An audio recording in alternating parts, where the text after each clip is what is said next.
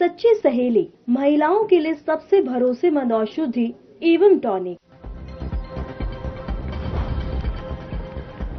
CM Saini ने केंद्रीय budget को लेकर की प्रेस कॉन्फ्रेंस। कहा, देश में पिछले 11 सालों में विकसित भारत को गति से किया मजबूत। विपक्ष पर भी साधा सीएम ने निशाना।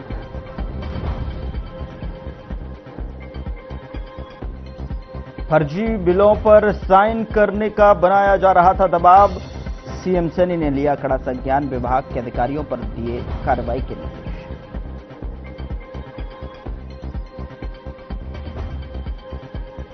छछरौली में प्रशासन और सरपंच एसोसिएशन के बीच मैच। 80 रन से जीती प्रशासन की टीम। होली से पहले होगा दूसरा मैच।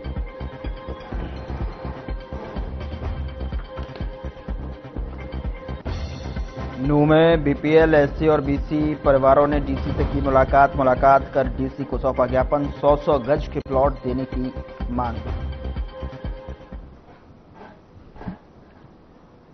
नमस्कार, वक्त हुआ है मसला का और मैं हूं आपके साथ गौरव राजेंद्र।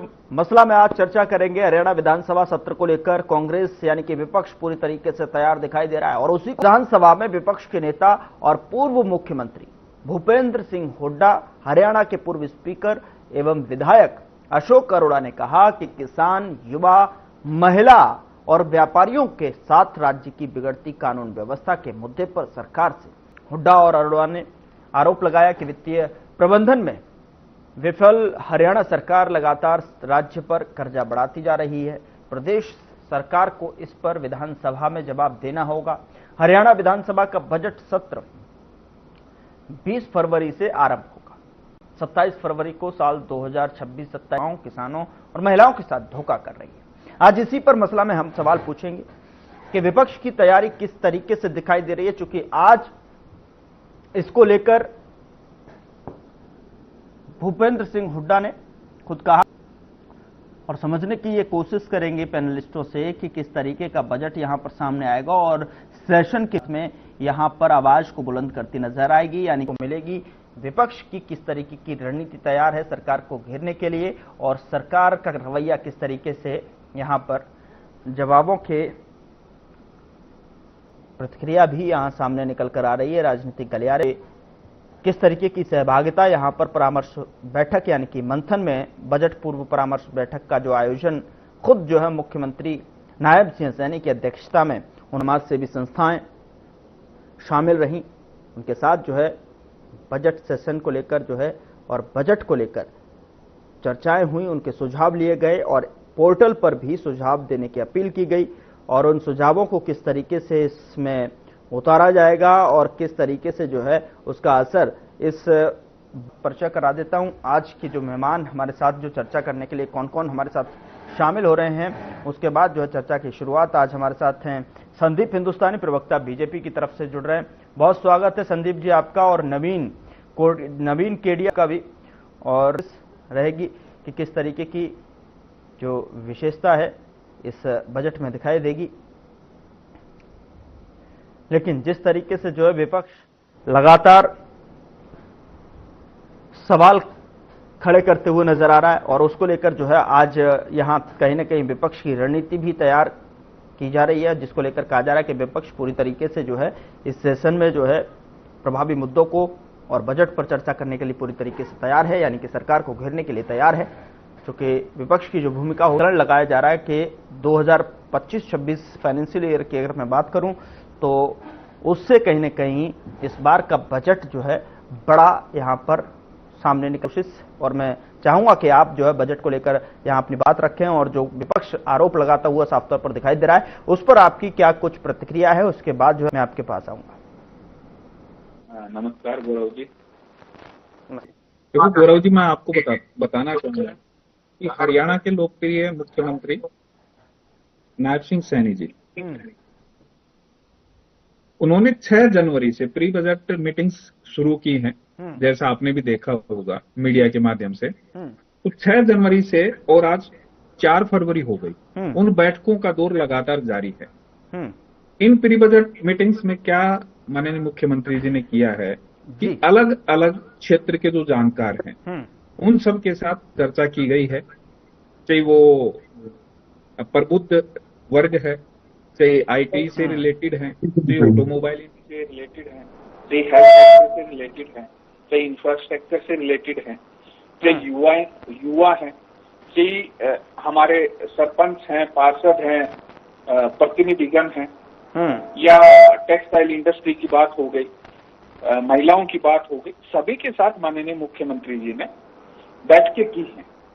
और आपने देखा होगा एक बैठक माननीय मुख्यमंत्री जी ने सभी विधायक और सांसद जो प्रतिनिधि हैं, हमारे विपक्ष के हैं कि विपक्ष के हैं, सभी के साथ बैठक बुलाई और उन सभी से हरियाणा के हित के लिए, विकसित हरियाणा के लिए, नॉन स्टॉप हरियाणा के लिए क्या बेहतर सुझाव हो सकते हैं जिसको हम बजट में शामिल करें और उसके अनुरूप, जनता की भावनाओं के अनुरूप इस बजट का निर्माण किया जा सके। तो आपने देखा होगा कि जो विधायक प्रतिनिधियों की जो मीटिंग बुलाई थी उसमें विपक्ष ने तो बिल्कुल बाइकआउट ही कर दिया था।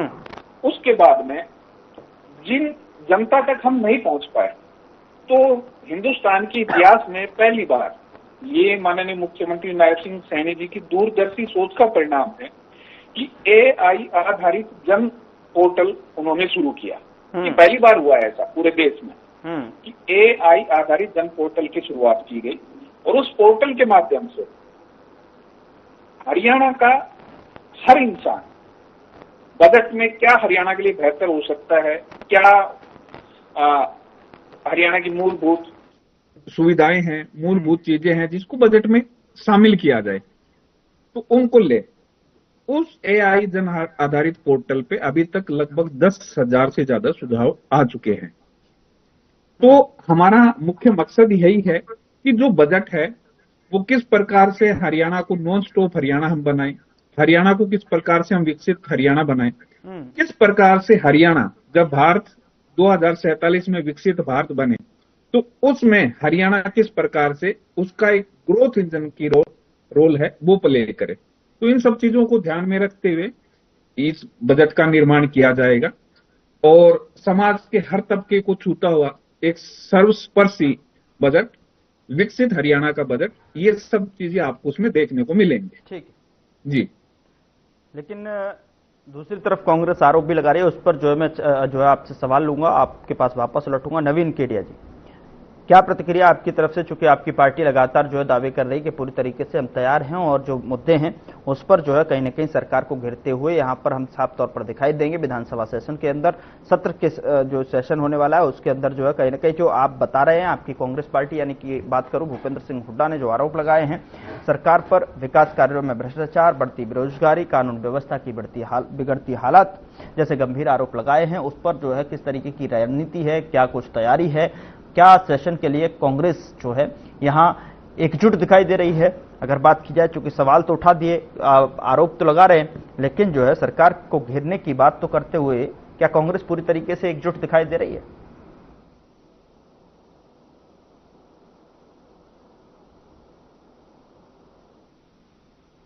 में आज बजट को लेकर के जो उथल पुथल नजर आ रही का शोध है और आवंटन में सच्चाई नहीं बताती। पिछले बजट में भी बड़े बड़े वादे किए, रोजगार, किसान, महिला, स्वास्थ्य, शिक्षा, लेकिन ग्राउंड पर नतीजा शून्य।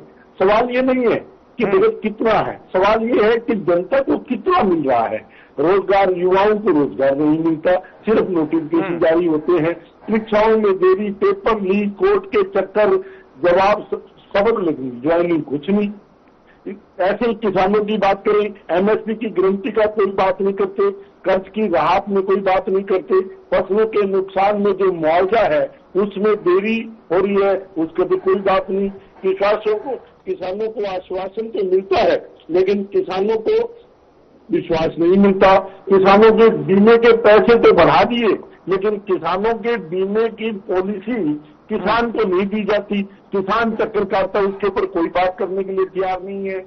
जहां तक बात करते हैं स्वास्थ्य की, मेडिकल कॉलेजों का वादा तो इन्होंने कर दिया, हर जिले में वादा बनेगा। इनके जो हमारे हॉस्पिटल हैं उनके अंदर प्रॉपर ना तो इनका मेडिकल स्टाफ है, ना डॉक्टर है, ना टेक्निकल स्टाफ है, ना ये लैब अटेंडेंट है। उसके अंदर बिल्डिंगें तो दिखा देते हैं हॉस्पिटलों की, लेकिन हालात जो है वो वैसी की वैसी पड़ी है। लोगों को कोई सौ दवाइयां नहीं मिलती, लोगों को हालात खराब है।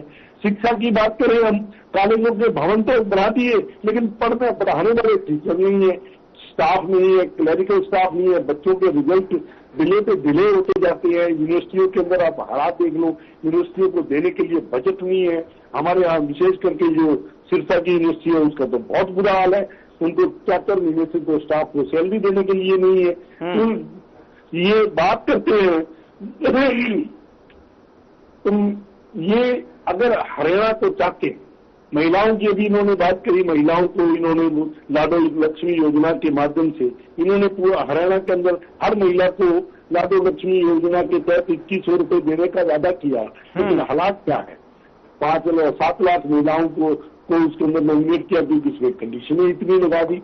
ये बड़ी बड़ी बात करते हैं। भारतीय जनता पार्टी केवल प्रचार करती है, जब धरातल पर जो है इसका उतरने का ये नाम नहीं लेती भी है। हमने धरातल पर क्या किया है? तो मेरा आदरणीय सीएम साहब से केवल इतना ही अनुरोध है कि आप नौकरियां वास्तव में एचकेआरएम को छोड़ दीजिए।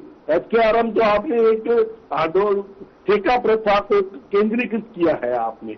नहीं, मैं तो ये पूछना चाह रहा हूँ सर सुनिए, मैं तो ये पूछना चाह रहा हूँ, जब आप आरोप लगाते हैं तो फिर जो है कहीं कहीं जो पूर्व जो बैठक हुई थी, मंथन हुआ था, उसमें विपक्ष की क्या कुछ भूमिका थी? क्या आपकी तरफ से भी सुझाव दिए गए? सुझाव तो जब सुझाव की बात आई तो फिर आपने खंडन कर दिया। कहाँ खंडन कर दिया? ये जो बात कर रहे हैं, बाइकाट की बात कर रहे हैं, हमने कहा भी अगर आप सुझाव चाहते हो तो आप उसकी जो आपने पहले जो घोषणाएं करी हुई है आप उनके ऊपर तो काम करके दिखाओ ना। आप उसके ऊपर श्वेत पत्र जारी करो ना। ये आपने पिछले बजट में जो घोषणाएं करी, हम कहते हैं उसके ऊपर आप श्वेत पत्र जारी करो। ये आपने 50 लाख नौकरियों की बात कर रहे हो, आपने पिछले बजट में 12 साल से आपकी सरकार है, आपके केंद्रीय बजट के अंदर भी हरियाणा को कुछ नहीं मिला, आपने एक शब्द नहीं बोला। आपने रेलवे की बात थी हमारी, तब लालू प्रसाद यादव जी यहाँ आए थे, सिरसा हिसार से रेलवे लाइन को जोड़ने बाय फतेहाबाद होकर के। अग्रवाल समुदाय का एक बहुत बड़ा धरोहर है, उसको जोड़ने की बात थी। लालू प्रसाद जी ने घोषणा करी थी जो रेल मंत्री थे। आज उसके बाद 12 साल से आपकी सरकार है, आपने घोषणा करी थी, आदरणीय आपके केंद्रीय मंत्रियों ने आकर के घोषणा करी कि हम इसको जल्द से जल्द, आप बजट में कोई केंद्रीय बजट में भी कोई प्रावधान नहीं, और हरियाणा के सीएम अगर मैं बात करूं, और शायद जो है अगर मैं गलत हूं तो आप बताइएगा, 2024-25 के फाइनेंशियल ईयर की बात करूं, बजट की बात करूं तो 1.89 लाख करोड़ के आसपास जो है बजट रहा, और जब 2025-26 की बात आई तो उसमें 13.7% की अधिक जो है बढ़ोतरी दिखाई दी, और तब जो है बजट 2025-26 में 2.05 लाख करोड़ के आसपास था। इस बार का बजट जो है इसके आसपास या फिर इससे अधिक तो होने की जो है यहाँ पर अनुमान लगाया जा रहा है, लेकिन जो बजट है वो बढ़ता हुआ भी तो नजर आएगा। केंद्र ने भी जिस तरीके से बजट को बांटा उस तरीके से इस बार भी तो हरियाणा का जो है उस विजन में काम करेगा। क्या दिया केंद्र ने? जितना हम जीएसटी को रद्द करके देते हैं, आप देखिए ना उसके मुकाबले में हरियाणा को क्या मिला है। आप जोड़ में आप देखिए ना हरियाणा को क्या दिया इन्होंने, केंद्र ने। हमारी जो घोषणाएं की हुई है उनके ऊपर कितना बजट हमने आवंटित किया है, और आदरणीय सीएम साहब ने उसके ऊपर क्या प्रतिक्रिया दी है? संदीप जी जवाब दीजिए। बस घोषणाएं यहाँ पर दिखा रहे हैं, घोषणाओं का दौर शुरू है, सिर्फ प्रचार का जो दौर बीजेपी कर रही है, वैसे जो है ये कह रहे हैं, आरोप लगा रहे हैं। लेकिन अगर बात की जाए हरियाणा को लेकर तो हरियाणा को 2030 तक किस तरह इसका जो विजन है वो देश के लिए जो आप दिखा रहे हैं वो ठीक है, उस पर जो है बाद में बात करेंगे, लेकिन 2030 की हरियाणा के लिए पर्टिकुलर अगर मैं बात करूं स्पेशलाइज जो है इसको लेकर जी गौरव जी, देखो मैं आपको बताना चाहूंगा कि कांग्रेस की राजनीति झूठ पर आधारित राजनीति है। ये बिना तथ्यों की बात करने वाले लोग हैं। अभी फिर से वही बात दोहरा रहे हैं कि हरियाणा को बजट में क्या मिला। देखो सात सपेरों की बात करने वाली बात जब बात होती है तो इनकी समझ से बाहर चली जाती है। यहाँ पे आर्टिफिशियल इंटेलिजेंस की बात हो रही है, उससे भी ये दूर भाग रहे हैं। यहाँ पे डेटा साइंस फार्मास्यूटिकल निकाला गया है, वो उसका भी ये बता रहे हैं कि हरियाणा को क्या मिला। अरे भाई, हरियाणा में गुड़गांव है, फरीदाबाद है, बहुत सारा ऐसा इंडस्ट्रियल एरिया है जहाँ पे हजारों उद्योग हैं। तो वो जो एमएसएमई के लिए जो फंड आया 10,000 करोड़, तो वो कहाँ जाएगा?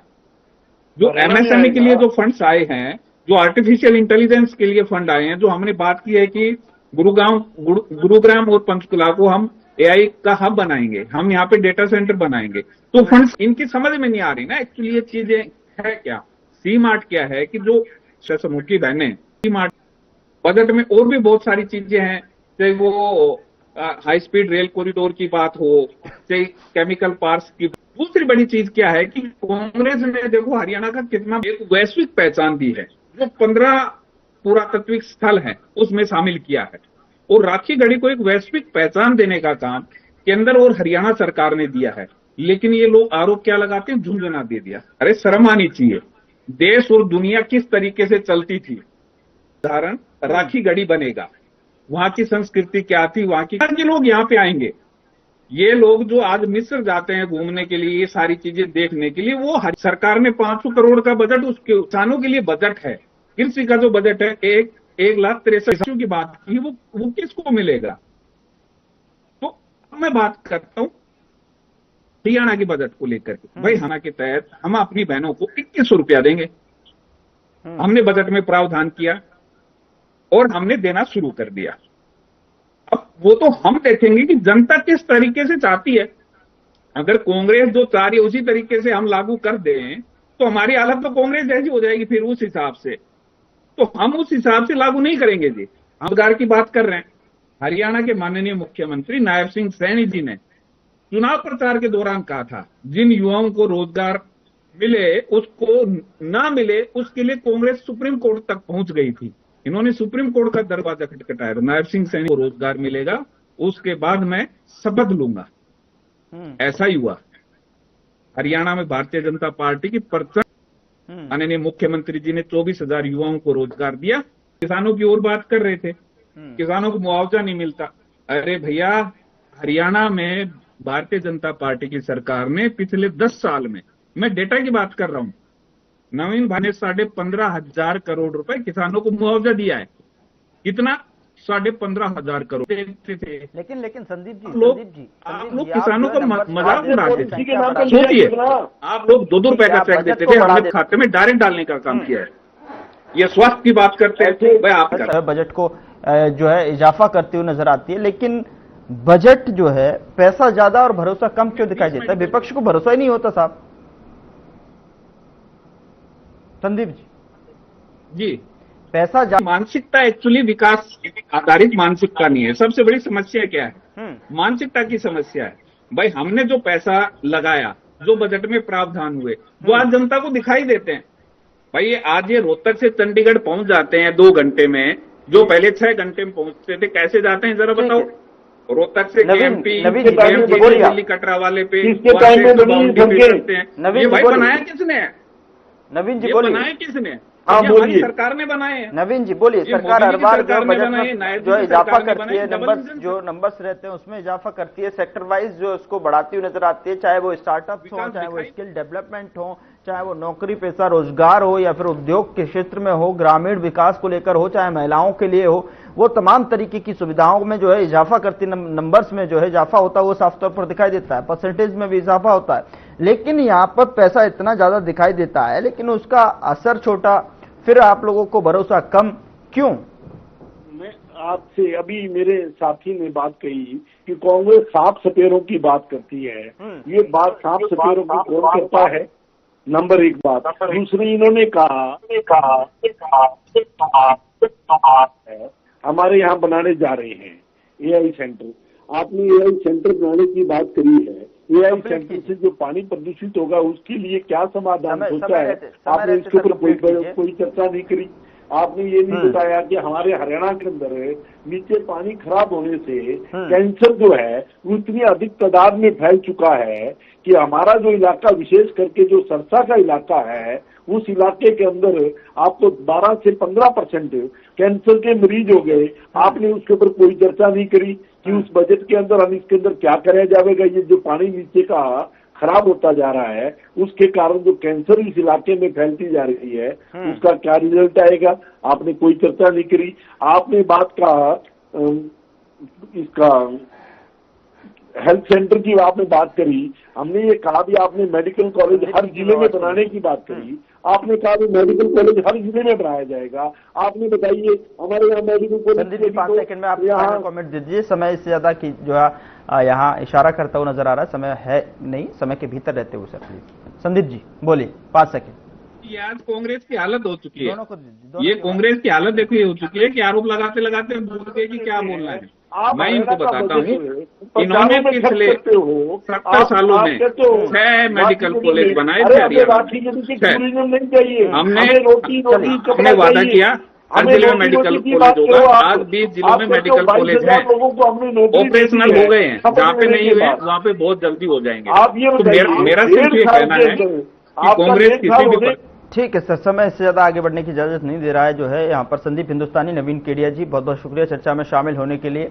बजट सत्र को लेकर जिस तरीके से विपक्ष उथल पुथल की जो बात कहता है वो नजर आ रहा है, सरकार पर जो है निशाना साधता हुआ भूपेंद्र सिंह हुड्डा का जो है बयान दिखाई दिया। लेकिन 20 फरवरी से जो सत्र है जो शुरू होगा, और ऐसे में कहीं ना कहीं अगर बात की जाए महिलाओं को लेकर, रोजगार को लेकर और ग्रामीण विकास के इंफ्रास्ट्रक्चर को लेकर किस तरीके से जो है स्किल डेवलपमेंट को लेकर किस तरीके का बजट में प्रावधान होगा, किस तरीके से जो है सेक्टर वाइज जो है उसको यहाँ पर बांटते हुए सरकार दिखाई देगी और उसका जमीन पर किस तरीके का जो है असर दिखाई देगा। चूंकि आने वाले समय में निगम के चुनाव भी हैं और ऐसे में क्या छाप बजट जो है चुनाव पर छोड़ता नजर आएगा, ये भी देखने वाली बात होगी। फिलहाल